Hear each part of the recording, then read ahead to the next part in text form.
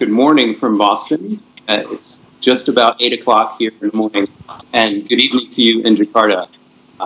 It's such a pleasure to be back with you at America.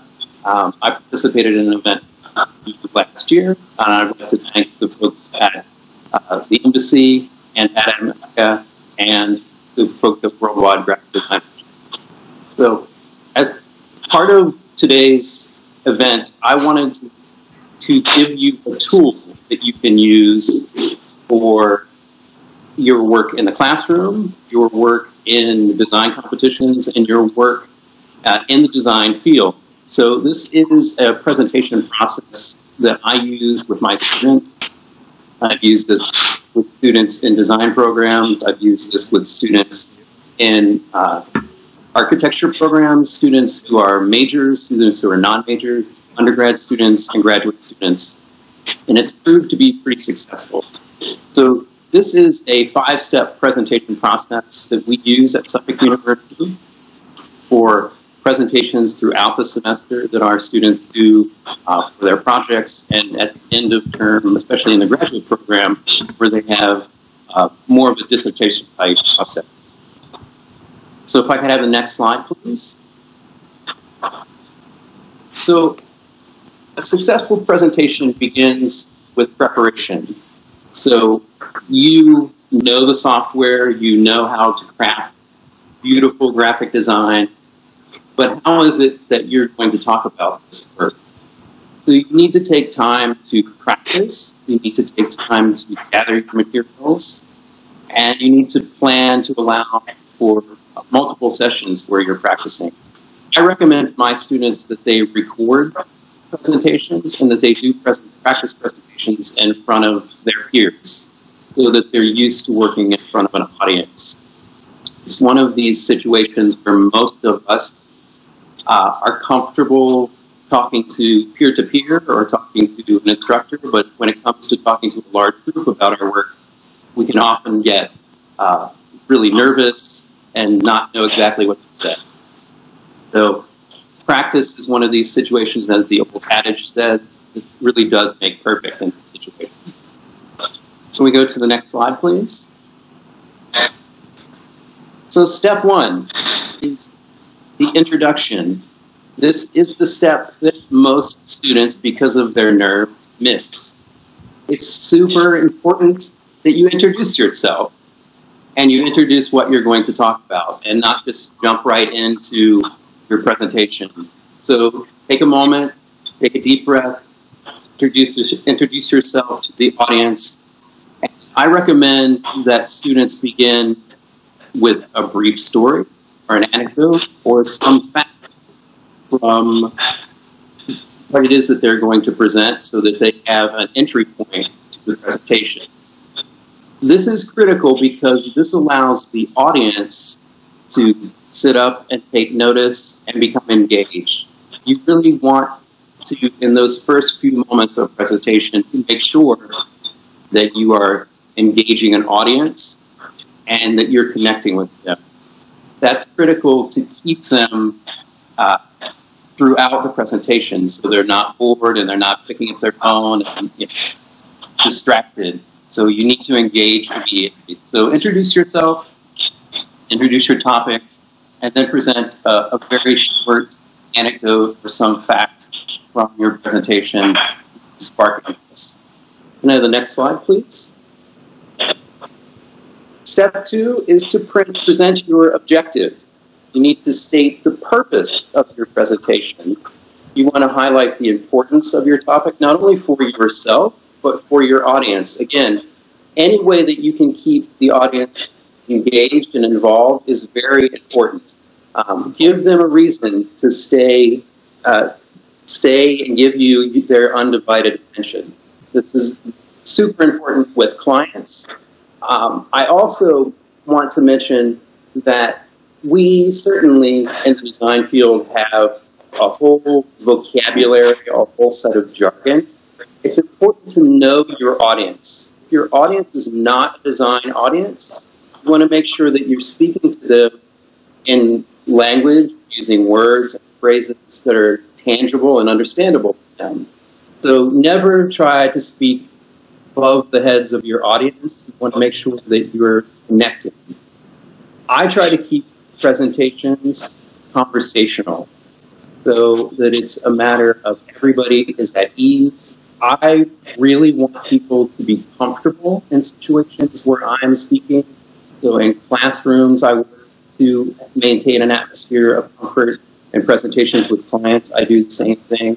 I never, as much as I am the authority on design, I want to not be positioned at a different level from the client or the student. Try to make everything and everyone feel like we're all on the same level, we're all on the same team, and we're all working for the same purpose. That's really critically important. Can we go to the next slide, please?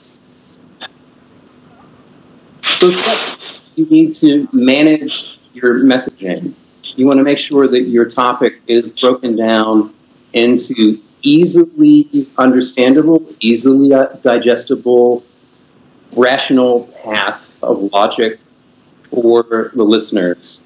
You want to make sure that anything that is new or complex can be broken down into simple points.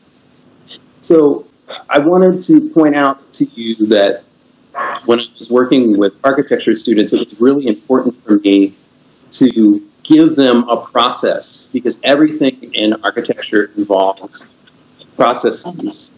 And when I was trying to teach architecture students graphic design, they really needed to have some manageable practice to be able to do presentations. And that was really the genesis of this tool, to be able to give them a very simple step-by-step process. I had a student who approached me one afternoon after class and was telling me how he had watched all of these different TED Talks, and had been to different presentations and different lectures, and he just felt like he couldn't do what was being done, and how he was observing all of these different professors and different speakers. And that was really the impetus, the origin for this strategy, is finding a simple process. He kept seeing and reading these books that would be 10 and 20 steps. So keeping things manageable, keeping things in a very concise form is going to help you to be clear. Can we have the next slide, please? Step 4, you want to reiterate. So this is when you're coming past sort of the midpoint of your presentation, you're heading into the back half of the presentation. You want to make sure that you are being very clear, that you're using repetition throughout the presentation, but especially toward the end, you want to make sure that you're underlining points so that people really understand what the takeaway is from this presentation. So emphasize, use clarity, and use presentation all of your points throughout, and it's really going to help the audience to be able to understand what it is that you're presenting to them. Can we have the next slide, please? So the final step of the project is that you briefly want to wrap up your presentation. You want to be able to cover those main points again, and then you want to close out the presentation. This is another area where students have a lot of struggle, and they tend to, again, because of nerves and excitement, that they tend to leave this part out. They kind of start, they forget to introduce themselves, and they start, and they get to the middle of the presentation, and they're excited to talk about the project, and then they're not sure how to finish. So you briefly want to sum up the points of your presentation, and then make sure that you're giving a close to the presentation. I recommend that you provide slides inside of the presentation that cue the audience that things are coming to an end. And I'll demonstrate that with the next 2 slides. Can we go to the next slide, please? So this is the conclusion of this presentation, and I'm giving you the 5 steps that I've talked about here. Again, you want to make sure that you start number 1 with introduction, that you introduce yourself, and you clearly define and introduce your topic. Step two, you want to make sure that you are covering the objective. You're telling people why they are here to talk to you, what it is that's important about your topic. Step three, you want to make sure that you're managing your topic throughout and that you are never speaking above your audience, that you are meeting them where they are. Step four, throughout the presentation, and especially toward the second half and the end, you want to make sure that you're reiterating the topic and you're reiterating key points of your presentation. So again, that things are clear, concise, and digestible for your audience.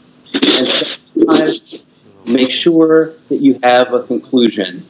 Make sure that people understand that the presentation is ending.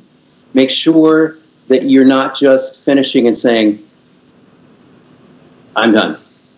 So make sure that you have a proper conclusion. And this next slide is a demonstration of a proper conclusion. Next slide, please. Thank you. It's been a pleasure. And now I turn over to my colleague. Thank you, Kitz. Please applause to Kitz.